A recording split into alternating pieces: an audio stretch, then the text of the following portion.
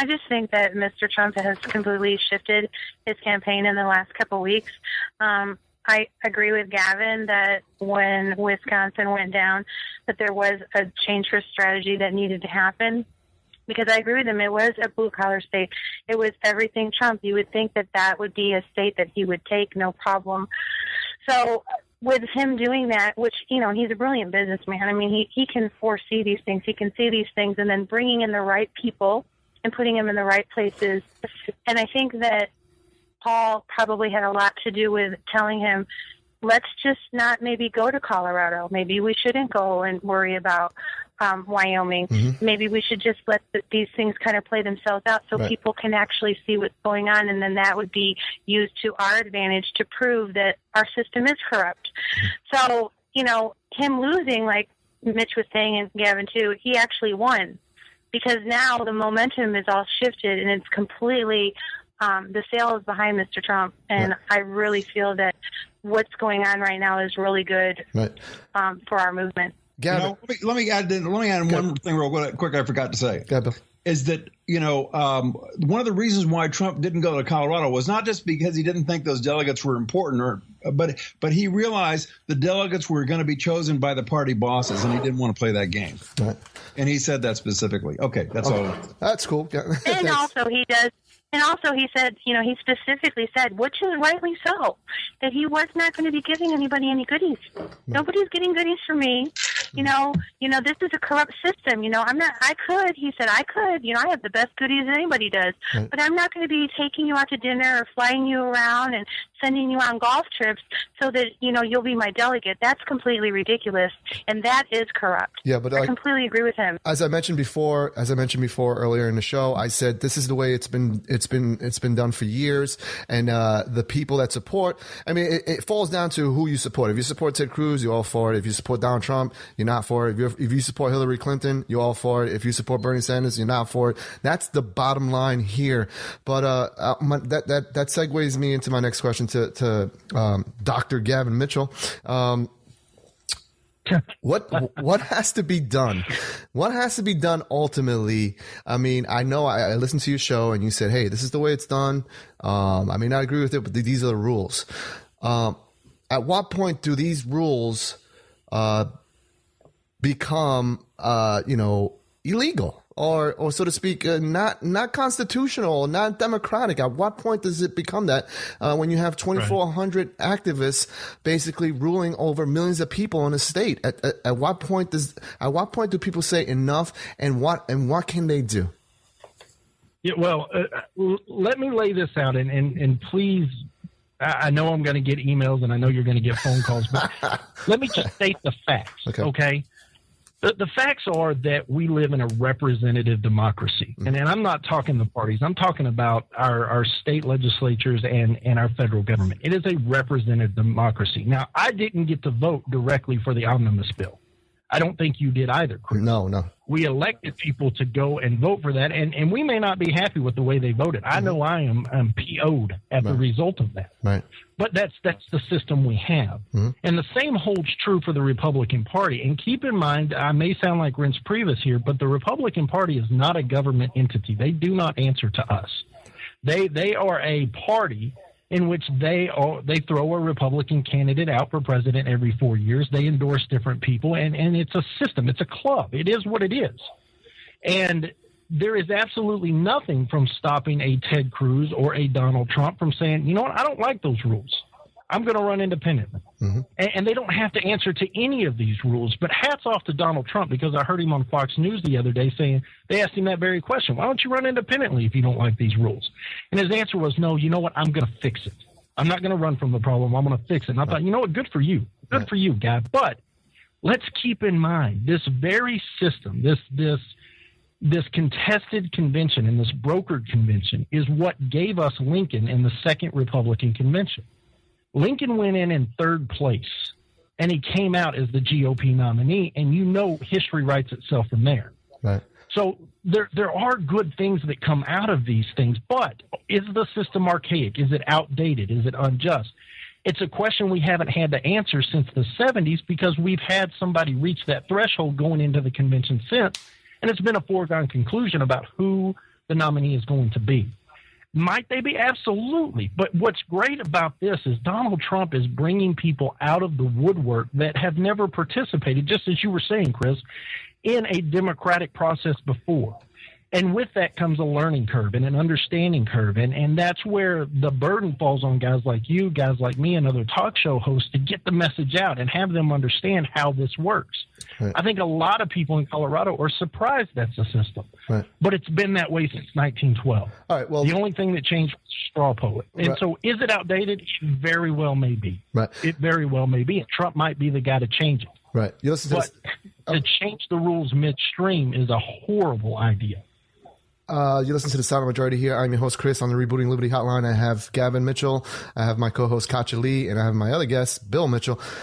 Katja, how do you feel about what Gavin had to say? Would you support something like a populist vote? You know, where it's just to eliminate the corruption with the delegates.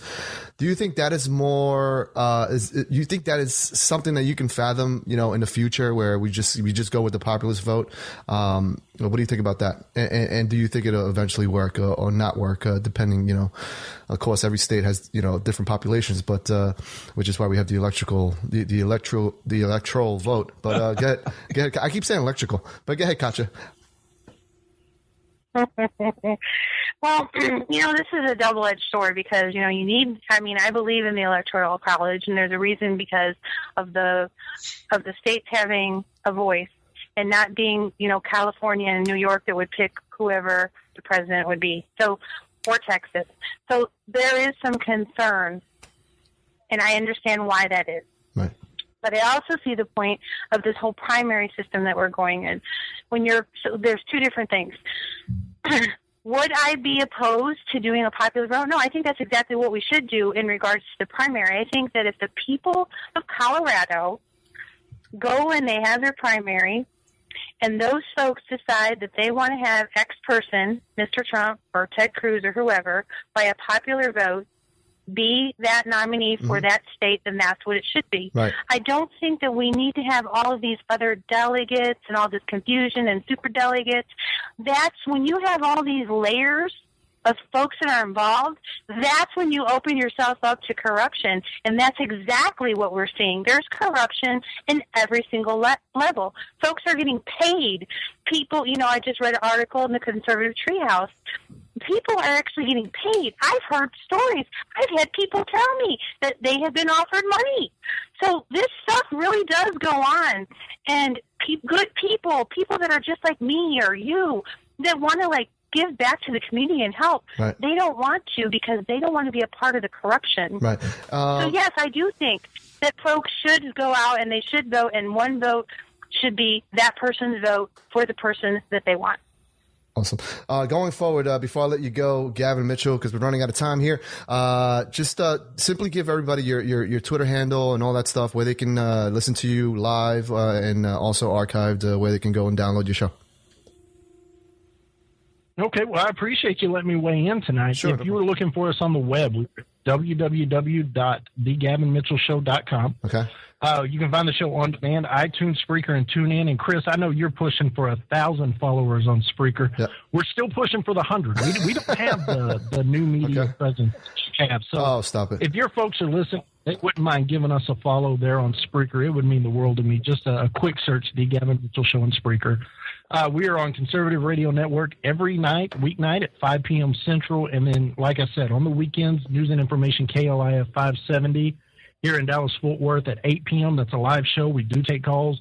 And then that's streamed via conservativeradionetwork.com at the same time. Yeah, and if you guys didn't realize from this visit from my buddy there, Gavin Mitchell, that he is well informed, well educated, check out his show. Seriously, it's very informative. But I want to thank you for calling into the show, brother. We'll talk soon. Man, thanks for having me. You got it, man. Yeah. So there you have it, Mr. Gavin Mitchell. Before I let everybody go, what do you see going forward there, Bill? Tomorrow's I get to vote here in New York City. What do you see going forward for Donald Trump? Yeah, Trump's gonna win New York. Of course, it's important that he gets over 50% in each district because winner take all per district. Mm-hmm. And if he gets over 50% in the state, he gets 14 delegates. Right. So I think he's going to do very well in New York. I'm hoping that we get a result similar to Arizona, where he outperformed his polls by 9 points. What we've noticed in this election so far is that when somebody is dominant in a state, they tend to outperform their polls significantly in that state. So I think that Trump could have a very good time in New York. Let me clear something up. It'll take about 10 seconds to do this real quickly. A lot of people refer to the election of 1860, which was a contested convention, and they say, oh, contested conventions are great because they gave us Lincoln. Okay. You got to understand. The guy that he was running against, this guy, William Seward of New York, the guy was a complete stiff, okay? Mm-hmm. The guy that was supposed to win. Right. That's why after the first ballot, his support completely fell apart. So, Donald Trump is not William Seward, and Ted Cruz is not Abraham Lincoln. So, let's not draw any false equivalencies that, it's a contested convention and they gave us Lincoln, so therefore it's great. No. There are no similarities between 1860 and now at all at any level. So, Thank you for clearing that up. And I couldn't have said it better myself, but he does make a point, it was. But we're living in different times now, We're living in a different world. They didn't have Twitter back then. They didn't have Twitter. They didn't have social media. They didn't have the ability for anyone just to have a radio show like myself from my basement apartment. No, Twitter was done by horseback back then. Yeah. Anyway, Katya Lee, what do you got to say in closing?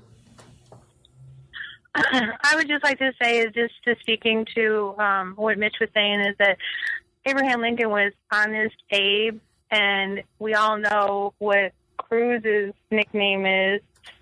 Wow, that's Crooked. A good point. That's a good point. Thank you. I'm just being honest, and again, that's what I like to do, is be completely honest and as non-PC as possible. But I would like to say this. I'd like to say that, guys, we have such an incredible opportunity right now, more than anything that we have been going on in history. We are making history right now. I mean, this is really happening. Mm-hmm. And we have this incredible opportunity to get out there and vote. Whoever you're going to vote for, get out there and exercise that vote. Forget about the party leaders, the superdelegates, all this nonsense with whatever you're hearing, get out there and vote anyways, because you know what? It's going to matter. Our voices are being heard, and time now is for change. So I am so excited about New York. I feel like we're going to do great. How much do you think we're going to outperform tomorrow?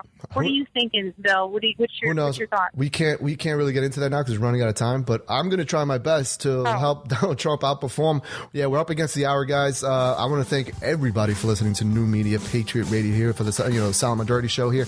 Also, you can catch us on conservativeradionetwork.com or rebootingliberty.com. You can download our show via Spreaker, iTunes, SoundCloud. Just look for us. Just Google us. New Media Patriot, the Silent Majority. And download us. Also, follow us on Spreaker. I'm trying to reach 1,000 followers there so I can get featured on iHeartRadio to get our message heard even further. So it's one of the biggest apps out there going for podcasts and terrestrial radio. So please follow me there. I've been your host, Chris, and I want to thank Katya Lee. Katya Lee, where can everybody follow you on Twitter? Katya, KOTCHA 301. And Mr. Bill Mitchell, where can people follow you? I'm always amazed there are 300 other Katyas before her. That's what always surprises me. It's stop it. Sorry, it's Mitchell VII, MITCHELL VII, like the Roman numeral 7. And there are some people out there trying to impersonate me. So if somebody says something weird, check their followers. If they don't have over 40,000 followers, it isn't me. It's not you, exactly.